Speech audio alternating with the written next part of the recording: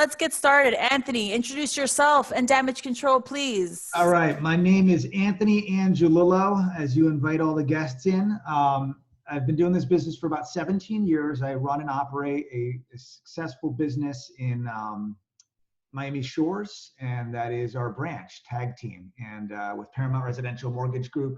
I own Tag Team Nation LLC, which is a marketing company, e-commerce company as well, and also a platform that's allowing us to do what we're doing right now besides Zoom. That being said, damage control, we've talked about this many times, episode 10. It's crazy to think that, I believe in February was our first episode, and I was at Disney running a marathon at the time. And it was something that Melinda and I spoke about months prior, and we never fully, executed. And then it's till today. Now we are 10 episodes later, we executed. It's to help individuals out and alleviate all the objections that we have on a daily basis. Yesterday, I had several objections with loan files that I wish I could have recorded myself on that video. The agent that knows who you are, I'll give you a shout out later on, but she was like literally blown away with what we had to say on that conference call and the amount of information that was given. And that's the information that we're trying to share during these episodes to try to educate real estate agents. If I can get deals to work and, we're putting out fires, why can't we share that information? Concept point proven on damage control. With that being said, Melinda, take the reins. Hi, everyone. Melinda Grimaldi, your closing attorney. So I'm loving damage control because it allows us to share not only things we've learned in our years of experience, but bring people in that can share. So today we have something, it's more substantive, right? It's more concrete about the process, but Justin's also very good at branding and niching himself. He's done a great job so far. How Justin and I have met actually was through, we were both in a the same coaching program. So if you hear me ever talking about my experience with coaching, Justin's done the same thing, and you could probably tell that he's done the same thing because he's doing some really awesome things. So we've learned a lot in the process, and so I will also be asking him about how he's niched his business, why he's done that, and things like that. But we'll get into the nitty gritty, but I'll allow Justin to introduce himself. Justin, why don't you just take it away? Sure. Thank you guys for having me on. It's cool being on the other side of this, so thank you guys for having me again. My name is Justin Stivers. I'm an attorney, do exclusively probate. So basically, I'm sure most of you all know what probate is, but essentially helping people, helping families after somebody's passed away. We help them get their inheritance, or in your world, in real estate, help transfer title to whoever the beneficiaries are. So I've had the firm a couple of years now, and I think Anthony, Melinda, and myself, we did a presentation on probate a couple months ago. It went well, and Awesome. Yeah, glad to be here again. And not sure exactly what we're talking about just yet, but you let me know. We're talking about all of it. Talking about all of it. So yeah, so no, and I think it's awesome that you guys are doing this with.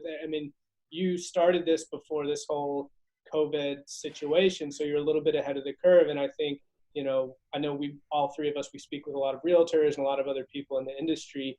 And this is definitely, I don't want to say it's the new norm. That's kind of like the phrase going around, but I just think that people are seeing that this is a great way to stay engaged. And so anyways, I commend everyone watching to, Friday at 1 could be, I guess there's really not much too much else that you could be doing right now, but thank you guys for tuning in either way. Awesome. Thank you for joining us. Thank you for having me on your show. If you guys, we'll give you the information about Justin's show. It has a little bit of a different angle than ours. Ours is really more real estate focused, business marketing and everything else real estate. Justin's is a little bit more broad, but just as valuable. So we'll share that after the show. If you're subscribed, you'll get that information along with some really cool tools and resources that he has for you guys as real estate agents. So let's start off with, I just want to start off with the basics. And before we do that, actually, I'd love to have a little poll if you guys can, either in the chat or on Facebook. Let me know if you ever had a deal that's gone through probate, that was part of a probate process one way or another. Yeah. So put that in there so we could see, the experience levels of where you guys are. If you've had a lot, if you focus on these types of deals, and then so that we know where you're coming from. But Justin, please, if you can, just very basically, like, let's start with how Basics. someone knows, like if they're a real estate agent right now, they're sitting down, with someone, and how do they know what process, if there's a process, if we have built, like, where do they start? How do they make sure they don't waste their time? Like, give some good tidbits for them to, like, where to get started. Yeah. So I think it's probably, probate is, it's not a whole, I mean, there is some things that's a little bit different in like your everyday transaction. But if you're going to go possibly get a listing, right? Most of you all, I'm assuming, and if not, if you're brand new, one of the first things that you're going to do is you're going to try to find out who the actual owner is, right? Like, you might look at the tax roll, you might look at the property appraiser's website. You want to find out who the owner of the property is. And so in probate, that's really where you start as well. Probate only occurs if somebody has died and the person is still on title, right? So example I use a lot, let's say John owns 123 Main Street. He owns that property. If when he dies, that property's still in his name, probate's going to be necessary. And there's a lot of ways to avoid probate and all that, but just very basically, what I always say to realtors, and I'm sure Melinda, you do as well, is see who owns the property first, right? Look at the title before you just go sign up a potential seller, because that happens all the time, in my world, in the probate world, where somebody thinks that they can sell it, but they're not actually able to. So if you're an agent, Where do they go? Yeah. like, what's the first, so someone thinks they could sell it, but they really can't. How do they know that? Like, how are they able to tell? Well, so they might not know themselves. There's only so much information that they can get on their own, right? So if you're, again, let's just say 123 Main Street in Hollywood, right? If you go look up that property on the Broward County Property Appraiser's website, you're going to see somebody's name, right? If it says John Smith and that's it, you might not know that it has to go to probate or not. If it says John Smith and it says estate of after his name, 99% of the time it's going to have to go through probate. Or it started and it's in the process. Yeah, but probate's going to be involved at some point. I mean, the truth is, if you're speaking with the potential seller or something and they say somebody has died, that's kind of that's a red flag that maybe you need to ask your title attorney, probate attorney, or somebody to do a little bit of digging, because you might not be able to get all that information on your own, but you can tell from the title if it says estate of after somebody's name, that means it's going through probate. Or if you just hear or know that somebody's died, chances are probate's necessary. Right. So to start off, if you see EST at the end of the name, it's either the probate process has started or it needs to be started to be able to sell that property and clear title. That's number one. Number two, if the person who's calling you's name is not the one that's on the property appraiser, that's your hint. Who's this person? It should be the first question before you even meet them in person. Is who is so-and-so? They're listed here on the property. Oh, that's my dad. Okay. Will your dad be at the appointment? No. Like, don't assume that the person's dead, obviously, but will your dad be at the appointment with you? Yes or no? And then why not? Or they'll tell you he passed away. Oh, okay. So he passed away. So that's where you have to pause and see if there's any built-in inheritance, if there's another owner on the property. And that's where it gets a little bit more complicated in terms of, and there's really a whole class of like educating you on the different, and maybe Justin, we can do one of these classes where we teach people how to tell if there's built-in inheritance or not. But for the purposes of this class, you can tell if there's more than one person, depending on if they own it as husband and wife or with survivorship rights. If not, then that's where probate kicks in, right? So go ahead. Well, I was just going to say, and I don't know if, we talk about this later, but one of the biggest things that I see is like in that example that you were giving, where you're talking with the son, right? And the son says, hey, my dad just died. I want to sell this property. I see a lot of times where realtors make the mistake because the son says, you know, I'm the only son, dad said I get the property, and they, you know, go off to the races. They list the property, put it on the MLS, waste all this time, go to title, and then title says, did you do a probate for dad? And they're like, no, he's the only son, he's going to get it. And unfortunately, that's just not, you know, the way it works. So, you know, again, I think, you know, the best thing a realtor can do, and again, kind of like how I think, you know, the three of us are sort of a team, and you know, I think every realtor kind of needs their team of people. When you've got an issue, and it take, you know, for me to, or for Melinda to be able to look at title, it would take us pretty quickly to figure out, to determine who the right person is to be able to list it or whatnot. You know, before you start taking pictures and throwing the property on the MLS, make a phone call, send an email, and maybe have one of us, or have your people check it out. Yeah, exactly. Like for us, that we're so accustomed to looking at these deeds and you know, properties, title and things like that, we could tell if a probate will be needed probably within 1 second of looking at the deed, if we know who's alive and who's not. So it's super important to guide your clients the right way and make sure you're not spinning your wheels, because you might be trying to engage the wrong person, the person who's not in charge of the decision making in the estate. So let's talk about that for a second, Anthony. Technically speaking, once a person passes away, who can hire the agent? When the person passes away, who can hire the agent? Who can hire the agent to sell the property? The buyer's agent. Anthony. Not Anthony. Sorry, Justin. Did I say Anthony? My bad. And Justin. I didn't know if you were like. Great question, Anthony. I'm quizzing you. No, I'm just kidding. I don't have my bar, man, but I mean, I could possibly answer it. Yeah. Sorry. Justin. I meant to say Justin. I was looking at you, Justin. Yeah. So the person who gets to pick the realtor is the person who's going to be appointed as what's called the personal representative. Some states use the word executor. In Florida, we use the term personal representative.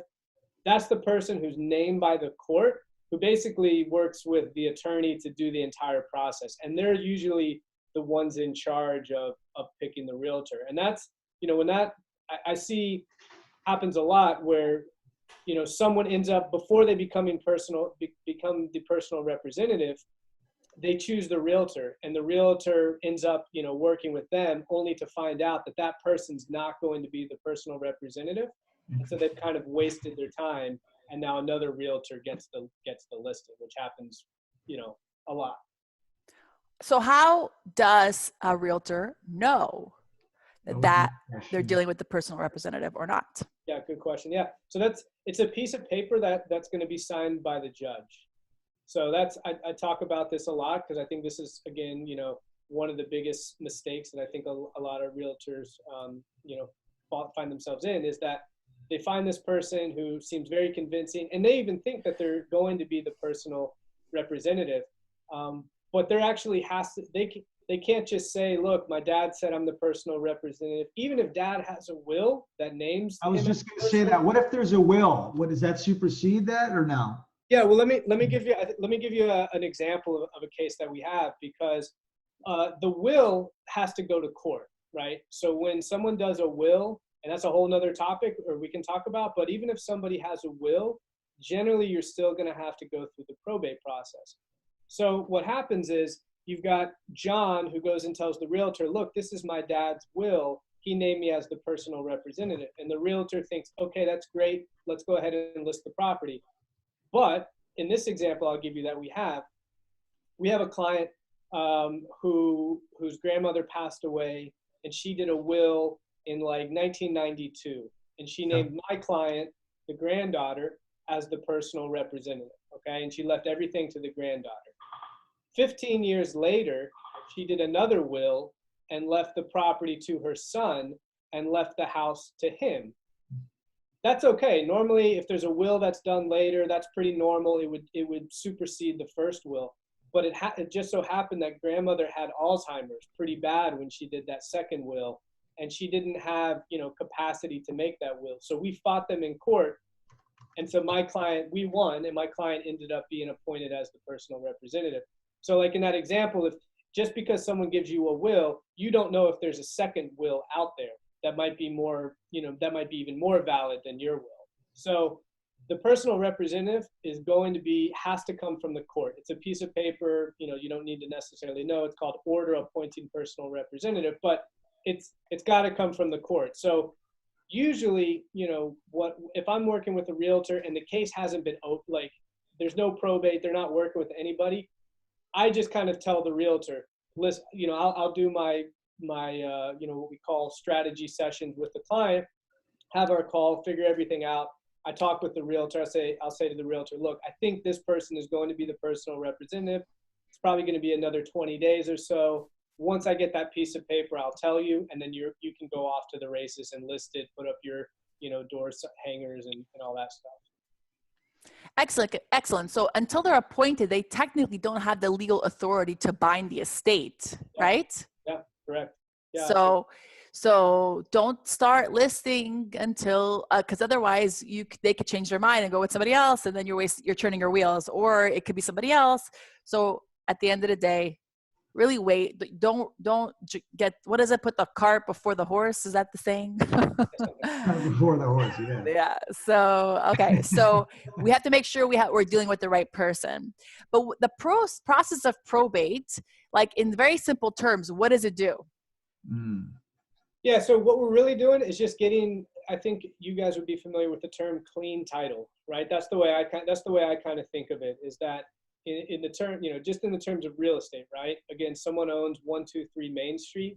We just need to get the title to the right owners so that he or she can sell it or rent it or do whatever they want to do with it, right? So again, if property is owned by John, he dies, that property is now owned by his estate. If his children want to sell that property, we need to go through the probate process. And at the end of it, the judge is going to essentially sign a new piece of paper or a new deed saying that they're the owners. And at that point, they can sell it, rent it out, take out homeowners insurance and all that with it. As if it's their own, right? Yeah. We have a question from Facebook. What if there are multiple beneficiaries? Right. I don't think that changes the analysis, right, Justin, of who's the PR or the personal representative? Is that what we're talking about? Who's the personal representative? Well, the question came up during our talk about who the PR was. Yeah. Miss DeLuca, elaborate on Facebook, please. Well, yeah. Well, so if there's multiple beneficiaries, and we're talking about who gets to be the personal representative, right? Right. So I'll talk on that and see if that answers. I think that is the question. But so basically, in Florida, if there's a will, that's going to say who the personal representative is, and we're going to go by that. Okay. If there is no will, there's sort of a hierarchy. So first, it's going to be the spouse if he or she is still alive. Then it's going to be the children. Then it's going to be the parents, and it just kind of goes on and on. If let's say there's 3 people, there's 3 children, and so we can't, we need to pick the majority. So basically, 2 of them need to select who's going to be the personal representative. If all 3 can't agree, if like all 3 hate each other, unfortunately we're going to court. Had that happen. And the court's gonna pick somebody, or maybe even pick an independent person.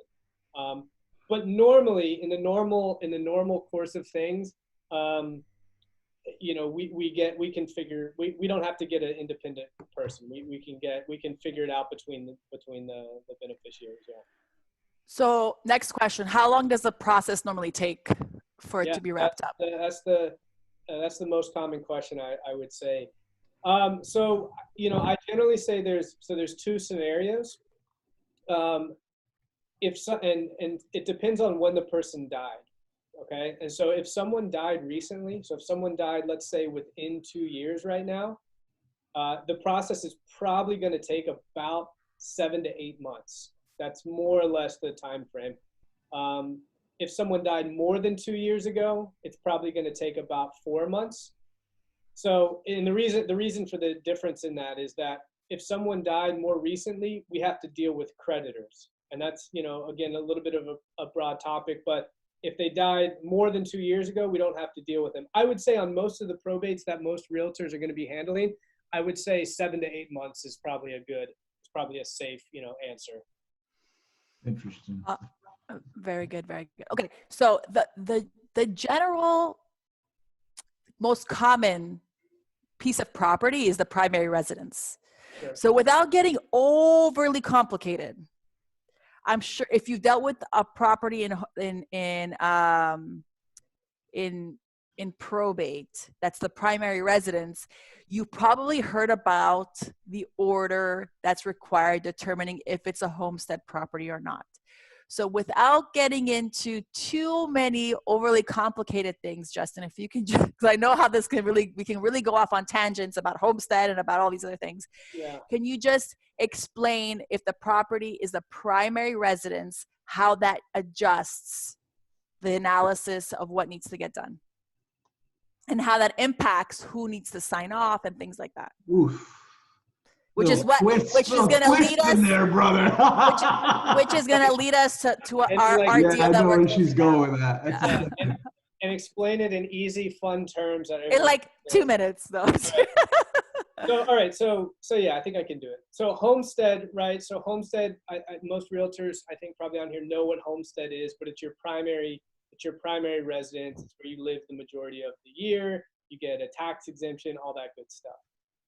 In probate, that comes into play, and that's important distinction, because creditors can't try to get money from the sale of that property, and they can't put a lien on the property. And so a lot of times when someone passes away, right, if they were in the hospital, they've probably got outstanding medical bills, right? So Baptist Hospital, Jackson, Palmetto, whatever, they might have had unpaid medical bills. Or a person might die and they have unpaid credit card bills, right? Visa, American Express, or whatnot. The only way that those what we call creditors are going to get paid is through the probate. If there's any money that's in that person's estate to pay them with. If the only thing that a person had when they died was their homestead property, that means that creditor is not going to get anything from that. So if I die and all I own is a piece of property, right, my primary residence, but I owe $100,000 to Baptist Hospital. Baptist Hospital can't force my children to sell that property in order for them to get paid. They can't put a lien on the property. So that's where homestead in probate becomes very, very important. You need what's called an order determining homestead, because you're going to get that protection from any creditors, right? Because if you're inheriting a property, but dad owed $2,000 to American Express, you don't want to have to pay $2,000 to American Express. You just want to get that property. So in probate, if there's that primary residence, we're going to get that piece of paper so that none of the creditors get paid. What we do with homestead, though, is that so we transfer the property to whoever those beneficiaries are. So let's say that me and my sister are going to inherit our parents' homestead property, right? So we go through probate. Creditors aren't getting anything because it's the homestead property.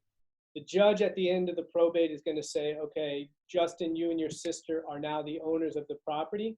The judge signs this piece of paper, which is basically the new deed. That takes the property outside of probate. So now that homestead property is no longer in probate. So if me and my sister want to sell it, we're 50-50 owners, and it becomes like any other transaction that you would have with multiple owners. Now me and my sister both have to agree to sell the property. And I don't know, I'm teeing it up. I'm not sure if this is what you guys were going to talk about, but where that becomes an issue is in a lot of these properties that people inherit, right? So mom and dad, they're in their 90s when they pass away. The kids are in their 60s, 70s, maybe. In my world, most siblings, the longer they live, the less they like each other, right? So brothers and sisters just tend to not stay in great relationships. Not always, but a lot of times tend to not stay in great relationships. And so now when mom and dad die and you've got multiple siblings inheriting a piece of property, they each can decide to sell or not to sell. And that's where a lot of issues become up, because someone thinks the property is worth $200,000, the other thinks it's worth 1.5. 1 . 1 of them wants to use one realtor, and you get a whole host of headaches. What happens if one of the spouses, the parents, are still alive and there's kids, but they didn't have any built-in inheritance on the deed? So we get this homestead order. What does that homestead order look like? And if you could elaborate on what that life estate means for everybody. Well, so if they have the same kids, you're not going through probate because the spouse just gets it automatically. If they're So, on the deed, right? no, so if husband and wife have kids together and Mm-hmm. husband dies, Mm-hmm. and let's say they're not on the deed together, right? I think that's what you're Okay. saying. Yeah. Okay. Let's say it's just John, the dad is on the deed, and for whatever reason he didn't put mom on the deed. Mom's going to inherit that property 100%. Mm-hmm. Vested interest. And so she's going to get it order determining homestead, and it's going to be her property. And so you don't really have to worry about the children. Where that comes into play is if dad dies, mom is not on title, and dad had children from another marriage. That's when it gets a little, I mean, that's, I don't know if we want to go there, but that's where it can get a little hairy. Well, so that's where we were at actually in the deal we're trying to fund today, is that the spouse thought she didn't need the kid's consent. And in that scenario, the order of homestead had the children because they were children from another marriage. Yeah. And we needed to get those 3 kids to sign off. And there was no other way to clear title without it. And they thought it was like an enhanced life estate deed, but there was no enhanced. It was a fully vested interest, which means the kids had to sign off, which means, you know, like they were fighting it. No, we don't. We were told we don't have to. Which so means damage control. which means Melinda had to do damage control and save the day. But we did it and we closed. But it's very important that if, you know, as realtors, if you have a title attorney telling you, no, this is what it needs to happen, and your client's telling you otherwise, we need to figure out what professional guided them that way, or is this something in their imagination? Because this deal got delayed 2 weeks just because of their imagination. Yeah. That's, I mean, I get that a lot and it's nobody's fault, but like sometimes, and I'm sure in everyone's profession, you hear stuff that's like, that's just like not true. I don't know. I don't know where you got that. And so, yeah, so sometimes that happens a lot, especially, I think, you know, we talked about it, but I think the will thing is where it comes up a lot. A lot of people are under the misconception that they did a will and then they just get to go to the property appraiser's website or the property appraiser, you know, county and say, look, here's my mom's will. She left me the property. And then they're shocked to find out they have to go through probate. Yeah. Is there a way to vet all of that, obviously, prior to that, Melinda? So obviously only until we do a search do we really know what's happening. Do we do a formal title search? And the conclusions of that title search will be on the title commitment, and it'll tell us exactly what we need. And some of those things might already have happened, right? So depending on what stage of the process that we're in for the probate is we might already have those documents, or we might not, and then that's where we need to get it. I've seen deals where agents have filed for, got the property under contract, and only because of one reason or another, only after our title search did we realize that that there was people dead in the chain and we needed all these probates. And in those scenarios, there was pre-occupancy and all types of credits to keep the buyer on board because it got so like delayed and convoluted and multiple layers of probate. So the idea is, if you have a buyer that's looking to make an offer on a property that's going through the probate process, they can expect to close in 30 days more than usually, because there's a time frame for it. You want them to have the right expectations. Yeah. So that at that point, that's what I was going to just go into. That is you're setting the expectations yet again once that title comes back in and possibly extending contract if necessary. So I think it's super important on the listing side to be able to have open lines of communication with the probate attorney to know what stages they're at, when things can be done and not done, and then communicate that effectively with the buyer side if you're under contract, so the buyer's agent can give the right expectations. And then everybody understand that those are estimates that are being provided, because we're dealing with court systems and judges and, family members, and sometimes things take longer, than what we anticipate because of those outside factors. Now, Justin, you talk about homestead, primary residence. What about second vacation homes and investment homes, LLCs, trusts? Can you elaborate a little bit about that? What if I had a multiple? Well, Anthony, that's like 1 hour per thing that you just said. Like LLC, trust, like second home, they're all different things. Like, there's a class in law school on each one of these things. Like, I don't know, And like, we only have what, 20 we minutes? have like technically 24 minutes left for this episode. Well, So why don't you narrow Same that thing, question down? He can narrow it down in 1 minute. Yeah, I'll answer a couple of those. One thing I would say, though, to what you all were talking about before, and I think, again, probate really is not super complicated from a realtor's perspective, right? Mm-hmm. Like, the main things that you all need to know is start out on the right path, right? So identify if it's a probate property, bring in your team, okay? Bring in your title attorney, your probate attorney, your mortgage broker, all that. Get everyone on the same footing. Sign the listing agreement the right way, which we can talk about here in a bit. Other than that, most of the things that you're going to do are pretty standard. But what Anthony and Melinda, you all were saying is that, you really have to manage the buyer's expectations, because this is it's not a we've got cash, close in 30 days sort of deal. And I get a lot of investors who come to me and they want to find these properties. And a lot of times the investment properties have so many issues with them that they're going to take longer than the normal probate property, just because there's, investment properties tend to be, in not the best areas and, a variety of reasons and whatnot. But really managing their expectations. And I've, in the past, in my career of doing this and more recently even, I've gone to the extreme and really tried to set even, I don't try to sugarcoat it. I say, this is going to take a little while. And if you've got a buyer who's got to move quickly, right? They got to sell their property and be into another property. I can give you a pretty good estimate, but again, I could give you, a ton of stories where stuff just happens that it was completely unforeseeable. And yeah, we are dealing with courts. We're dealing with judges. Another beneficiary could hire an attorney on their own and just throw a wrench in the entire thing. So, as much as I try to make this as transactional as nature and cookie cutter where they're simple, it is law. It is legal stuff. It does involve courts, and stuff happens all the time. So really managing the buyer's expectation, even the sellers, but more so the buyers, I would say, and the buyer's agent, because the buyer's agent's probably hounding you like, where is this? Where's that? Let's close. Let's go, man. Come on. Yeah. Yeah. So I think that's huge. But okay, so then to your point about, investment properties, LLCs and all that stuff. Yeah. So those, how we were talking about, homestead being exempt from creditors, a creditor can go after those properties. Yeah. So if you've got an investment property, if you've got a timeshare, and they know, and the credit, and there's, even if it's MasterCard and they're owed $1,000, they could, in theory, try to get you to force to sell that property, that investment property, to get their $1,000. Now, in practice, what's going to happen is, I or the probate attorney is going to fight them and try to get that claim reduced or removed.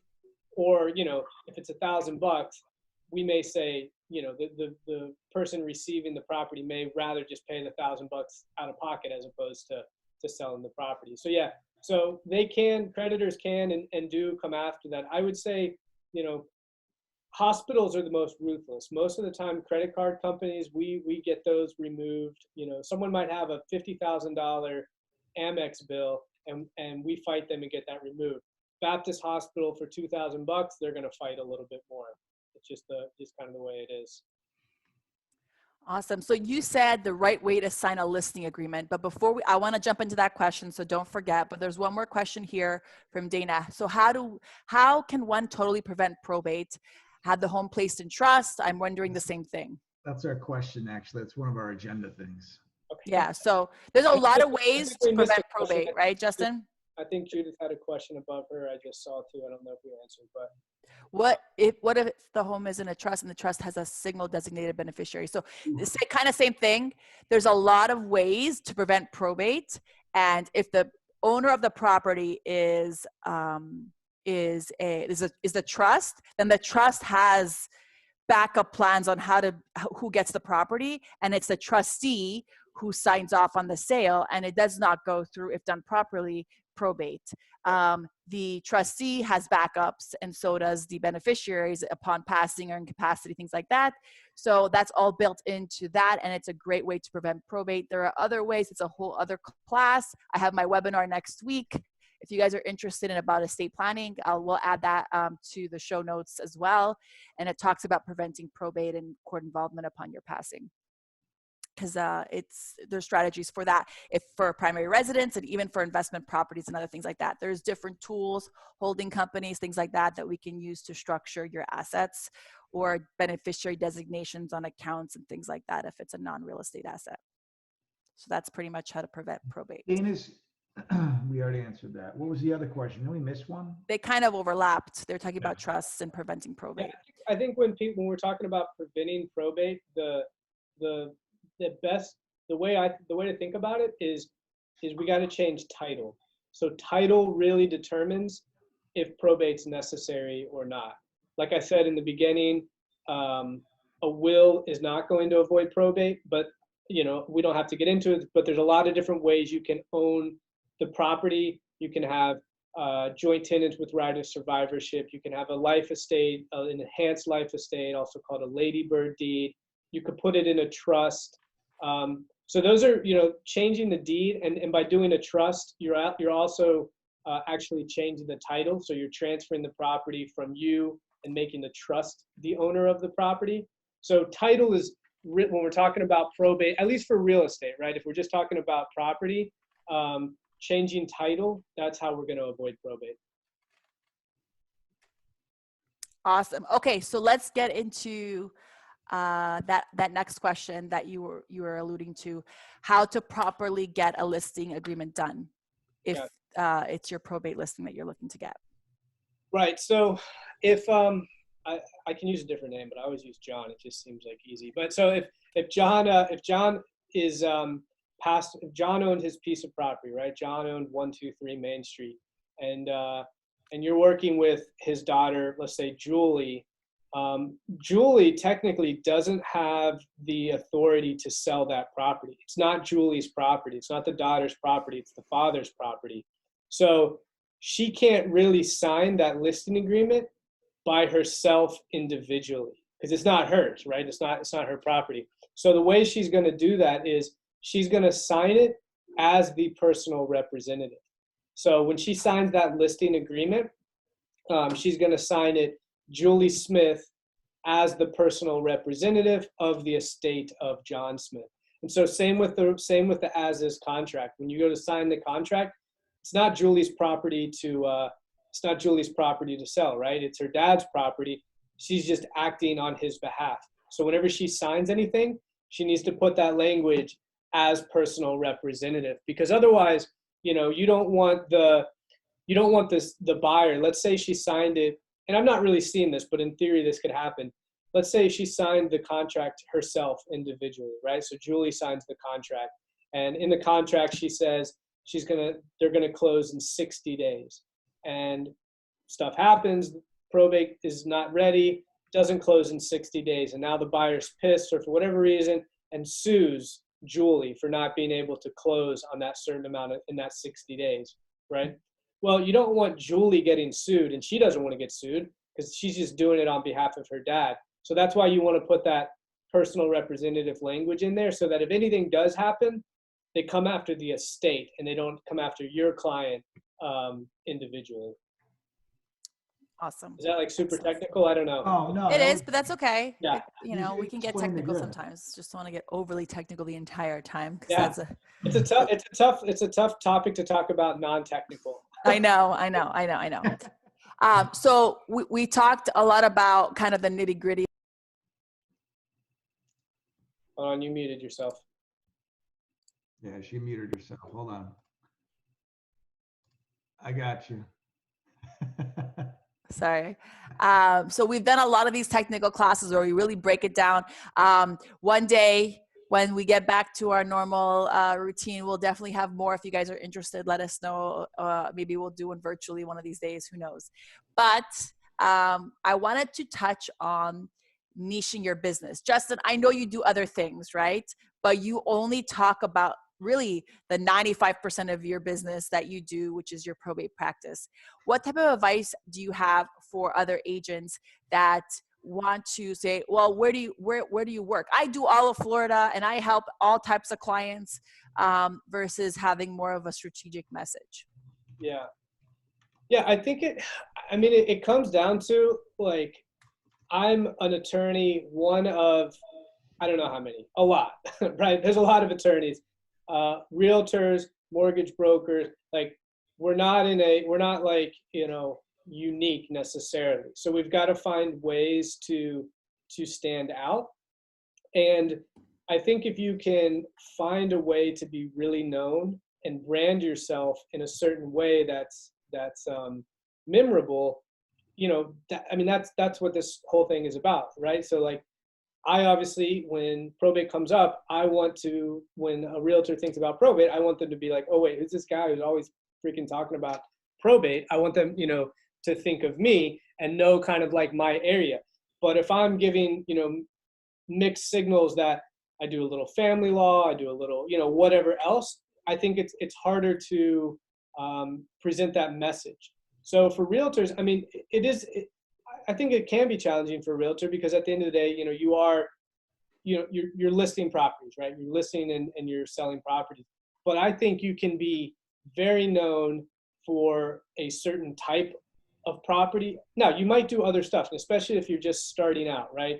Like, if you want to be a multi-million-dollar listing agent on the beach, and it's day 2, of your career, you might not get those listings, and you don't want to turn down everything else just because you really want to be that multi-million-dollar, listing agent on the beach. But I do think that you can create a brand for yourself, create a niche for yourself. Maybe you're known as, I don't know, making up something, but like, the agent of like West Kendall, who focus in on this like one little pocket of real estate on properties that are priced between 250 and 500,000, and you like cater to that demographic, because the demographic of somebody who has a property between 250 and 500,000 is a lot different than a demographic of somebody who's selling a $5 million to a $10 million property. And then you do all of your marketing around that like type of, that type of person. So give us one example that you do, Justin, because I know you're a guru with marketing too, man. Right. So, well, I try to, on any of my marketing. So I know, so for example, for me, one of my biggest referral sources are personal injury attorneys. Okay. And there's a reason for that. You don't necessarily need to know why, but and within that, I've identified certain types of personal injury attorneys that I know have types of cases that would be good for me to work on. Right. So I know, it might sound crazy, I know almost that they're usually males between 55 and 70, more or less. They've got law firms. They've probably got 3 attorneys on there. They generally have more high-end cases. And so I know kind of just the basic demographics of who they are. And so now my marketing caters to them. What are their interests? What are their needs? They're not necessarily too interested in talking about technology, right? Because these are a little bit older attorneys who are a little bit more stuck in their ways, but they are interested in, golf or different types of things. So I can gear my marketing towards them. And I think that's a big, in the beginning, you feel like, oh, well, if I'm only targeting this one small pocket, you feel like you're leaving out everybody else, but that's okay, because that pocket is big enough. Yeah. And you want them to know you. I just talked about this in the last episode, that we focus on FHA, conventional USDA, and that's it, right? Or VA, and that's it. We stay in our lane. That's our lane. There's plenty of business in that lane. We don't go outside of that lane. So you're staying in your lane with marketing, and then you're leveraging as well, which is good. Yeah. So interesting. Any more questions? I think we have a couple on Facebook. We answered them all. More comments. Everyone's like, great information. Great questions. Ricardo had a question: how are the items inside the home managed in a probate process? That's a good question. Great question. Yeah, that's a good question. I never talk about that, but they do a yard sale. What's that? Yeah, well, that stuff, so that stuff can be the most like sensitive thing that people fight over, right? Like it might not have the most monetary value, but if you're talking about pictures or family heirlooms that have been passed down or whatever, people can fight over that.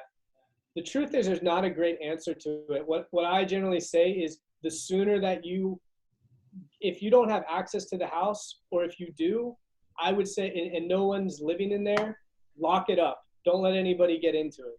Go in there, take pictures, photograph everything, try not to touch anything, because you don't know if another beneficiary, another sibling is going to come and take everything out. And it becomes very difficult to get that stuff back.